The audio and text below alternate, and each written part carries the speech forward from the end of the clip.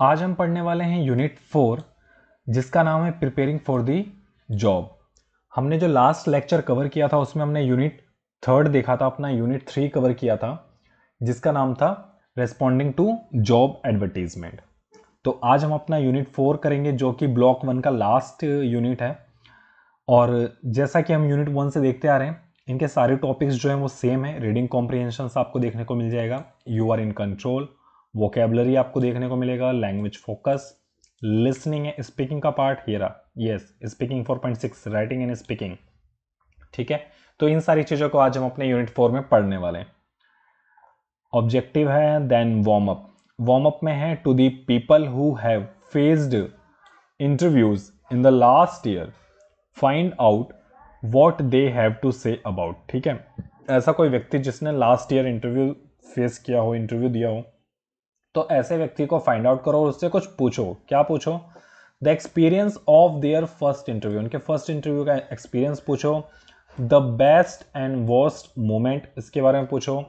About the interviewer, जिसने interview लिया उसके बारे में पूछना है।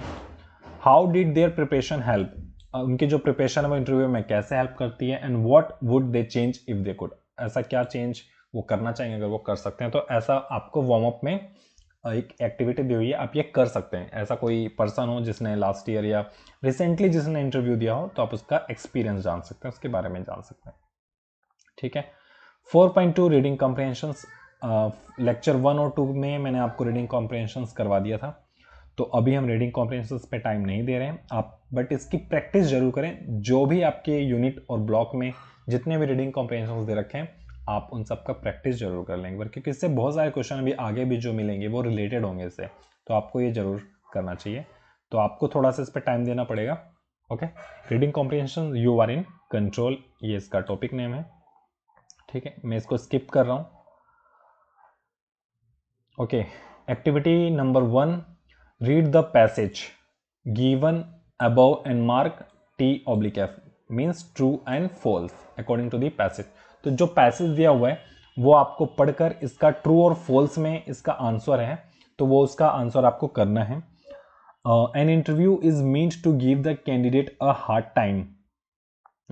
एक ऐसा इंटरव्यू जो कैंडिडेट को एक हार्ड टाइम देता है और एक स्ट्रगल का टाइम देता है। तो ऐसा नहीं है, इंटरव्यू को बहुत इजीली लेना चाहिए, बहुत कॉन्फिडेंटली लेना चाहिए। एक अच्छे कैंडिडेट की यही पहचान होती है। तो ये फॉल्स है जनरली देखा जाए तो। ठीक है, लेकिन हाँ, आपको इन सभी क्वेश्चन का जो आंसर करना है ना, वो पहले एक बार अपने जो रीडिंग कॉम्प्रिहेंशन है ना वो दे रखा है, तो उसको पढ़कर ही करना है। हम इस पे सेकेंड पॉइंट है, no one doubts your basic abilities since you were called in the first place. अगर आप फर्स्ट आते हैं तो किसी को भी आपके फर्स्ट जब से आए हैं आपको किसी को भी आपकी एबिलिटी पे कोई भी डाउट नहीं है। No one doubts. ओके, तो ये ट्रू कह सकते हैं हम। Okay, third one, the passive and aggressive style of communication are very high on effectiveness. बिल्कुल भी नहीं, आप जितने ही गुस्से में बात करेंगे वर्क प्लेस पे तो वो एक इफेक्टिवनेस नहीं है, तो ये फॉल्स हो गया। Interpersonal communication skills are under observations from the moment we enter the job market. बिल्कुल सही, ट्रू है। ठीक है, तो ऐसे ही आपको अपना ये रीडिंग कॉम्प्रिहेंशन पढ़ के इन सभी का आंसर करना है और इस एक्टिविटी को पूरा करना है। That helps you to for in your examination English at the work place. ठीक है, second one, based on the passage you have just read. फिर से वही आ गया कि आपको अपना पैसेज के आधार पे आपको इन सभी का आंसर करना है। Complete the list. Ability to, candidate को क्या होती है? सिलेक्शंस होना चाहिए, सो एबिलिटी टू सिलेक्शंस। ठीक है, क्वालिटी ऑफ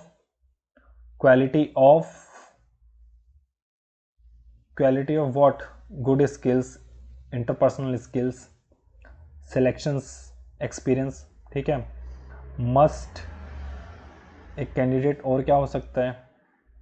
जेन्युइन इंटरेस्ट हो सकता है उसका जॉब में, उसका जेन्युइन इंटरेस्ट हो सकता है उस फील्ड में। ठीक है, तो इस टाइप के कुछ आंसर्स हम कह सकते हैं जनरली, बट हाँ, आपको इसका पैसेज पढ़ें और इसका फिर एक करेक्ट आंसर फाइंड आउट करना है। Third one is complete the following, aggressive communication style are harmful because. ठीक है, तो ये सारे जो रीजन है ना, जो भी इनके रीजन मिलेंगे वो आपको पैसेज से ही देखने को मिलेंगे। तो आपको ये सारे फर्स्ट, सेकेंड और थर्ड एक्टिविटी 1 की ये तीनों आपको रीडिंग कॉम्प्रिहेंशन से करना चाहिए। ठीक है, तो मैं ये स्किप कर रहा हूँ, आप रीडिंग कॉम्प्रिहेंशन करें, उसके साथ इस चीज़ की प्रैक्टिस करें। अगला है 4.3 vocabulary words in context. Okay, activity number second है, ये क्या बोलता है कि find words from the passage. फिर से एक्टिविटी नंबर सेकंड भी जो 4.3 है ये भी पैसेज से ही रिलेटेड है। आपको पहले पैसेज पढ़ना है, देन इसका आंसर करना पड़ेगा। So, which means the same as the following. Knowing in advance what is going to happen. आगे क्या होने जा रहा है उसको पहले ही जो जान लेते हैं, तो वो उनके पास किस टाइप की एबिलिटीज होती हैं, प्रिडिक्टिव होते हैं जनरली देखा जाए तो, है ना। तो इस तरीके से ये सारे क्वेश्चन आपको करने पड़े। जैसे यहाँ पे वेरी बिजी दिया हुआ है, तो वेरी बिजी क्या होता है, हेक्टिक पर्सन होता है, ठीक है। हेक्टिक जो मतलब जब हमारा एनवायरनमेंट बिजी होता है, जब हम बिजी होता है तो एक हेक्टिक एनवायरनमेंट बन जाता है। सो वर्ड्स आपको फाइंड करें। क्वेश्चन वही पूछता है जो इंट्रोवर्ट होता है, जो जिसके अंदर क्वेश्चन आते हैं इंट्रोगेटेड होते हैं। तो इस तरीके से ये सारे वन वर्ड्स आपको इसमें फाइंड करने हैं अपने पैसेज से। सो activity number second is now here completed. Part 2 आप देख लो इसका जो पार्ट 2 है वो सेम यूनिट 3 में जैसे मैंने आपको करवाया था जंबल वर्ड्स की तरह, इसमें आपको पार्ट 2 देखने को मिल जाएगा। As a first line if we consider the सबसे पहला जो पॉइंट है EFFICIENT एफिशिएंट। पार्ट 1 में in the line 1 you can see the EFFICIENT is the efficient, मतलब काबिल, ठीक है। The second line if you see capable, CAPABLE capable, ठीक है। तो इस तरीके से आपको बहुत सारे इसमें जंबल वर्ड्स फाइंड करने हैं and you can go with this. इसके साथ आपको क्लू भी दिए हुए नीचे, पॉइंट टू पॉइंट क्लू दिया हुआ है, तो आप कम से कम 10 वर्ड्स इस जंबल वर्ड्स में फाइंड कर सकते हैं with the clue. And 4.4 language focus. here are a few language structure that can be used in interviews. Practice them whenever the opportunity arise. तो यहाँ पे लैंग्वेज फोकस है, कुछ क्वेश्चन आंसर है आइस ब्रेकिंग टाइप, ठीक है। तो आप ये कर सकते हैं, इससे आप अपने जो है कि question answer like that means कि आपको कैसे इंटरव्यू स्टार्ट करना है, कैसे उस आइस ब्रेकिंग जो एनवायरनमेंट होता है ना जो बिल्कुल शांत सा, उसको कैसे ब्रेक करना है, कैसे इंटरव्यूअर से बात करनी है, ठीक है। तो इस टाइप का आपको एक एनवायरनमेंट यहाँ पे कुछ दिया हुआ है। यहाँ पे क्वेश्चन ये है, इसका आंसर ये है गुड मॉर्निंग गुड इवनिंग, यहाँ पे भी गुड मॉर्निंग गुड इवनिंग का आंसर आया है, ठीक है। फिर हाउ आर यू, इसने बोला फाइन थैंक यू। फिर इसने बोला could you have your name, फिर इसने बोला आयुषी राजवर, ठीक है। फिर इसने बोला okay Ayushi Rajvar right, okay. तो इस तरीके से एक कन्वर्सेशन यहाँ पे दी हुई है, आप इसको पढ़ सकते हैं। That help for you for your future interviews, okay. So now activity number third is given below are two parts of brief conversation between two different persons on various occasions in daily life, okay। तो आमतौर पर एक daily life में जो एक conversation है दो लोगों के बीच में, वो यहाँ पे दी हुई है। तो उसको आपको मैच करना, match part A of the conversation with part B. आपको पार्ट ए का पार्ट बी से मैच करना है इस कन्वर्सेशन में, ठीक है। आओ देख लेते हैं कुछ। Part A is this and B is this. Hello Savita how are you, okay. तो जैसे भी हमने ऊपर देखा था कि यहाँ पे इसने बोला good morning how are you, ठीक है।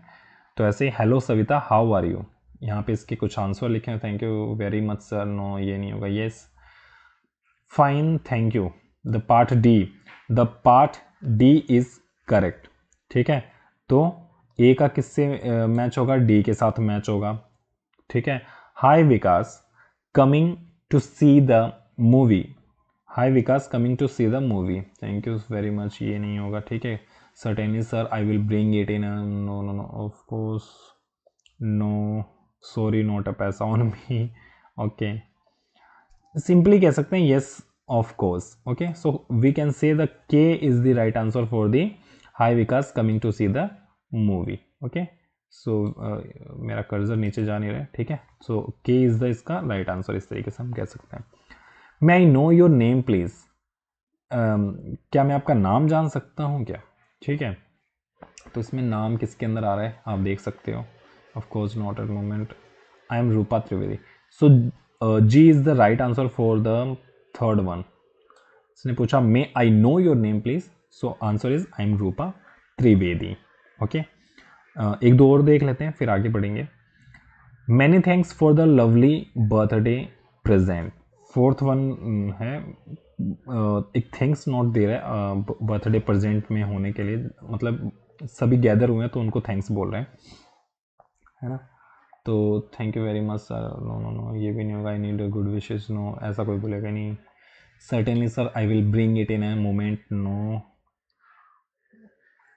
अच्छा, ये भी है. Okay, I hope you like it. My pleasure, I hope you like it. ठीक है, सो हम कह सकते हैं माई प्लेजर. जब कोई थैंक यू बोलता है तो हम बोलते हैं ना माई प्लेजर, इस तरीके से. Fifth one is congratulations Rahman, you have done very well in the exam. अच्छा, so thank you very much, help you help a lot. तो fifth one is related to A. यहाँ पे कॉन्ग्रेचुलेशन बोला है रहमान को उसके एग्जामिनेशंस में अच्छा करने के लिए, तो वो उसने उसका रिप्लाई करा thank you very much sir, you helped a lot में, मतलब ठीक है. तो ये मैचिंग पार्ट ए और बी का डेली कन्वर्सेशन का है. आप इसको आगे पूरा कर सकते हैं और इसकी अच्छी से प्रैक्टिस करें ताकि आपको एग्जाम में भी हेल्पफुल मिले. मैं इस पर ज़्यादा टाइम नहीं दूंगा क्योंकि काफ़ी लेंथी कंटेंट है और मैं आपको डायरेक्ट पीडीएफ से ही पढ़ा रहा हूँ, तो it will take a lot of time, so that's why I'm skipping it. Now 4.5 listening of the beaten track. तो इसमें क्या है इस एक्टिविटी में, आइए देख लेते हैं. Interview technique have expanded ugly. It now caters to the time bound and technologically advanced world of work. Listen to a call center HR supervisor talking about new interview format. Okay, so activity number 4 is complete the following in your own words with idea from what you just heard.